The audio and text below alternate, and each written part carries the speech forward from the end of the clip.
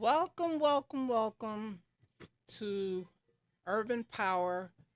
This is your host, Pamela Payton, founder and CEO of Open Arms Against Abuse, and my co host, my husband, Virgil Payton. And we are going to be talking about human trafficking. This is Domestic Violence Awareness Month, and we are picking certain topics that coincide with domestic violence, abuse, through getting resources and helping those that can't help themselves in human trafficking. The topic today we're going to be talking about is the churches and how involved they have been in human trafficking, Has been or should I current, say, still is. current. Um, just to give some statistics, we have a total of 34.9% of clergy that are identified as sex offenders. We also have been reported that 47% of pastors support or contribute to human trafficking by viewing pornography. It And also more, states, and more. and more, Right. it also states that 80% of offenders were employed in an official capacity within the church. 19% were volunteers. Okay. And just to give a few examples, Anthony Haynes, a pastor in Toledo, Ohio, who was convicted in 2019 for sexual trafficking of minor, among other crimes. We also have Stephen Dwayne Johnson, a youth pastor, who was arrested for exploiting a teenager across multiple states in a sex trafficking operation. Well, as we were listening earlier, there was a pastor in New Orleans that was just arrested for sex trafficking. This situation, this issue is real. What are your thoughts? I think for the most part, it's how are they getting access to so many children? At some point, we got to understand as parents, we dropped the ball because these infidels slash ministers depend on getting access to the children by becoming chummy with the parents. When they do this, the parents think that because they speak with an aura, this holy aura, which sounds like robots. So many men and women in the ministry that talk like this, but you catch them just sidebar outside of that pulpit, they are more of an idiot than they allude to when they're on the pulpit. And there's no doubt that I have a disdain for ministers, but when you talk about these numbers, it's almost half the clergy. I mean, just in the United States alone, that's about half of them. And if they're getting access to children, how are they finding this process? And I would think that they're finding access by making the parents trust them. And they use that ministry language in order to create this bond with the parent. And the low suspecting parent ends up giving their children access to these ministry monsters. Y'all can call them pastors, but to me, I see them as ministry monsters. There's a whole level of elements that eventually we'll get to certain podcasts that I'll bring to the table, but I trust none of them. Well, I see it as not only are they getting the parents to trust them, but what about these uh, children and teenagers that are runaways and they run to the church looking for a safe haven and end up being exploited. And these monsters know that. They know that. They count on gullible behavior. They count on um, mismanaged mindsets and parents that half-ass parent. They count on these things. And because these are the elements that they try to make sure is what makes them who they are. They found a hustle. The hustle, the church is a business. It's not founded on, nor was it ever really founded on moral conduct. It was just a passage to whatever deviant element was in the conjured up mind of these monsters. And with that being the focus, we as parents, it's our duty. If you're going to be in, church settings, it's our duty to really, really uh, vet the minds of these monsters. Because at this point, 47% of them are definitely monsters. Well, I do know this, that human trafficking is over a $200 billion industry. The fact that it even reached $1 is telling.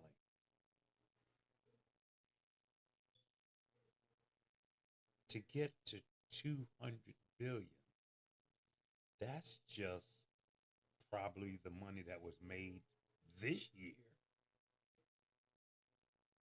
We're talking about hundreds of years of these monsters that have walked into different countries and used the idea that they come in the name of a particular deity. And when they come in that name, you think that that's the great idea to bring down your walls and your trust levels and think that this person is okay when the whole time that was their recipe to get access to your children. I look at my Facebook page every day and I get a whole list of females, males, and children that turn up missing. There was a young lady that they've been broadcasting for the last 2 weeks on Facebook and on the news in Philadelphia. The young man that they arrested, I guess she fought back because they ended up finding her remains in a shallow grave near a school. And that's what we're finding dealing with human traffickers. If the women or the kids fight back, I guess they're no use to them and they end up killing them. Well, we have to also add that many boys are now being Yes, trafficked. yes, Um, yes. and the thought of any of them coming forward after they've been violated is a subject that, again, I think it comes down to parents knowing that they have to pull this chest out and they have to literally find these roots. You may not even, maybe it needs more professional help to do this. But the children, especially, well, all of them is the issue, rather it's male or female. But to add to where you are, women, children, all that's an issue, and there's always been. But now it's becoming now to a pandemic level that boys are now becoming missing. And when they are found, some many times they're just flat out distraught. They can't cope with who they've become after these monsters have got access to them. And then again, hey, in church, they give them chores, they give them things, you know, choir, playing instruments. And the entire time, these devils that you all call ministers are soaking up their behaviors and inducing them with thoughts that they just have to commit to some type of performance that's going to please the Lord. Well, that Lord is that devil that they're sitting in front of. Well, it always used to be that they always said it was in the Catholic Church. The stigma was the altar boys in the Catholic Church were the ones being exploited. Now,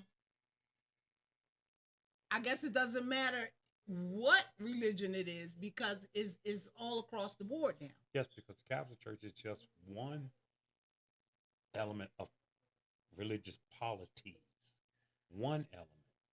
If they created it, it still wouldn't have mattered because the children of these devils have become homegrown pastors. And now, obviously, to the numbers that we have, they're out here. Real, true sheep clothing that you can't tell until it's too late. Well, I do know that Jacksonville is the third largest city for human trafficking in this country. Mm, mm. And that doesn't even include down at the border because you got women and children being smuggled across the border. And where they end up, no one knows. I tell you, it's a tough subject to tackle because I find myself getting upset even to fathom that these things are really, really taking place. A lot of times close to home, next door, around a corner, you know, and just you look people with the intent that they are genuine, then they become what you assume they always were all along.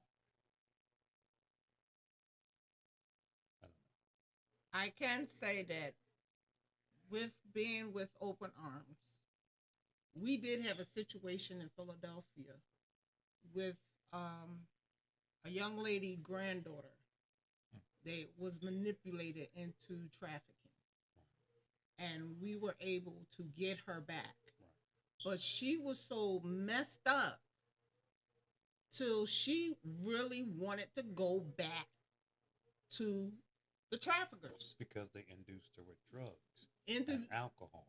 and Again, and made guess it what? seem like nobody The, loved her. and the ministers doing the same trickery. They're doing the same thing. They're giving these young boys alcohol. They're watching porn, and when you come into their homes or their stash, a lot of times these ministers are doing it in the basement of their homes or in the church basement. Uh, one recently just got caught in the back car. His wife caught it though. You know, caught him in the back car, and the police gave them indecency. Him and the person he was with gave him indecency citations. Well, really, what? I don't see how that even comes to fruition because you look at the fact that Adam and Eve were already naked, so that's indecent. No, the indecency should be about the fact that he even had access. Because naked is naked, no matter how you call it. But not when you know they're in the company of children that had lost the responsibility of the parent to make sure they're checking in with these children, and you let them get in the hands of the man of God or the woman of God. Here it is. God has never even once ever appointed any one of them on the face of the earth, but somehow they can manipulate parents enough to let them become in the hands of these arch devils. And I'm not going to think of it any less. Well, what are some of the ways that we can start getting these parents to realize that they need to be extra precautious of their child? Stop being afraid of them. We think that because um, establishing rules and taking away all this modern television and these cell phones and these tablets, you know, yeah, I have a 2-year-old grandson who could barely speak English, but boy, can he toggle through tablets with his little, you know, Chucky fingers. you know, and I look at that and I just go, amazing. I remember when I was in high school and we first were given access to computers. The fact that flipping screens, I thought this was going to be something that I was never, ever going to master. This young 2-year-old grandson flip screens and make me look like I'm a complete idiot. It's all right. It's the world we live in today. But you can't be afraid to take these things away, because if you're not going to teach them as the parent or the guardian, this world will. Okay. Now, let's play devil's advocate. We know that the churches are still there. Okay? They there. Some of them are out there to do good, and then you have some that's just off the chain. What can they do to identify these devils that are in there? They're not going to. They're part of a cloth. They're sworn into. Western confessions. They're sworn into it. They're not going to unload on another minister. I know a minister right now who's no longer a minister, but still has his own, religious tabernacle. And he went to a meeting to discuss amongst prominent, well known pastors today. And he didn't off none, yet he talked about what was going on in that meeting. It's that type of connection that says to me, it's never going to change. We're never going to put a piss dent in it because there are too many people corroborating with this whole thing. So, no, what we can do is save those that we can. And that's really got to be the mission. Save those that we can. Those that we can't, it's not that we don't care. There's nothing we can do. You can always do something, but you can't do everything. Well, we have listeners that are other countries Okay. that faces the same issue. Maybe not in the churches, but say if they In the churches. um, go to the airport, you got young ladies that are being snatched and taken and sell. They are sold off into human trafficking. You have these men that are coming from the United States going over into these countries. They're getting these women Or young girls. or young girls Or young boys. or young boys, and they're making arranged marriages where they're marrying the woman, but then they're selling her off. It's the playing field is too large. We got billionaire uh, players in this game that's buying. I understand what you're saying. They're buying human beings. They got billionaire players in this game that could literally make all things disappear when they want to. They have that type of power. So, you know, little me wants to come in and stop this because they have the might to buy children, whatever flavor they like. and they can do it, I can't do anything till that child is released. If that child is ever released, I can't do anything. Just imagine. You got to understand that a lot of these children that leave here on a ship. The ship supposedly has every square foot on that ship. Every square foot supposed to already be inspected. If you buy off the inspector that checks every square foot on a ship, and that square foot has cargo of human beings on a ship, and then for crying out loud, knowing I'm in the transportation industry, the cargo is insured. Let's say that again. The Yes. cargo that's on board is insured. Insured. That means to insure it, you know what's on there that's being insured. Mhm. But let's even go one further. Okay. Okay. Even though that the cargo is insured, the people, if they're coming from another country and coming in to United States, they gotta pay. They do. They either pay by slaving or working it off.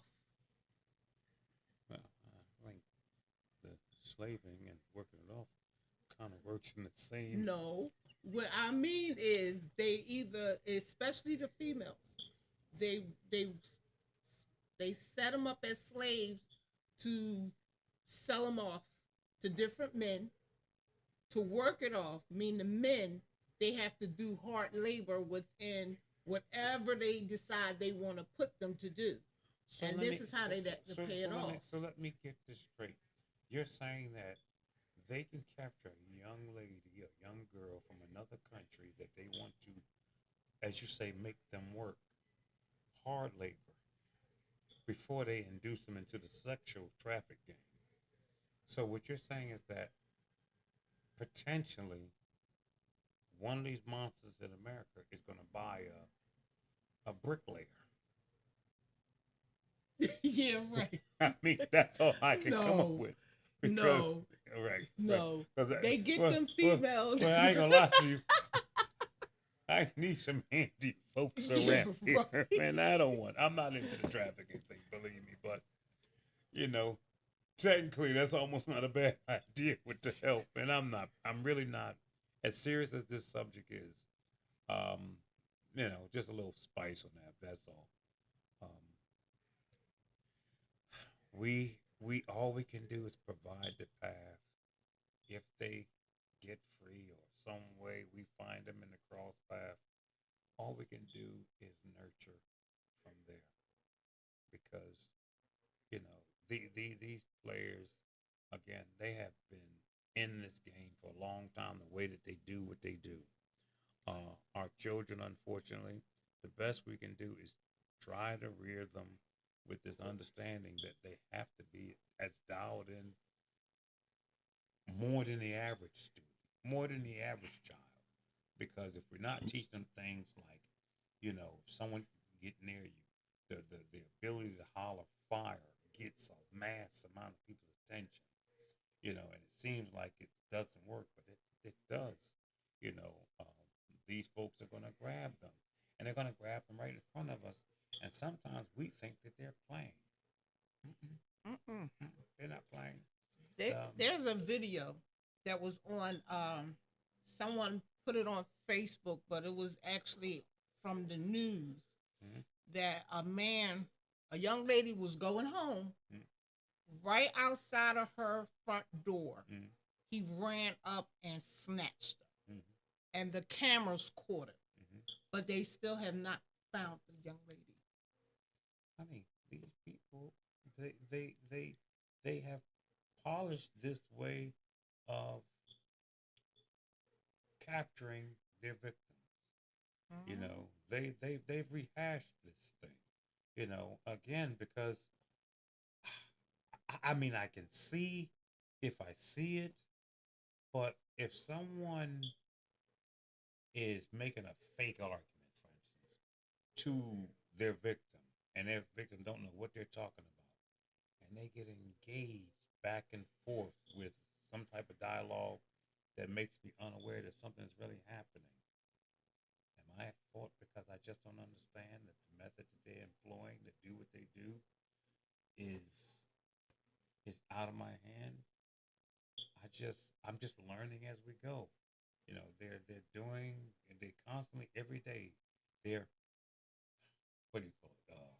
They're innovating. What they do to capture their victims.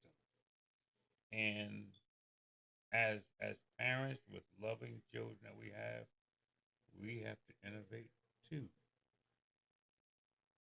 uh, to the devices of what they're using to capture their victims. We got to let young boys know that you're not you know removed from this. You know they're coming after you too.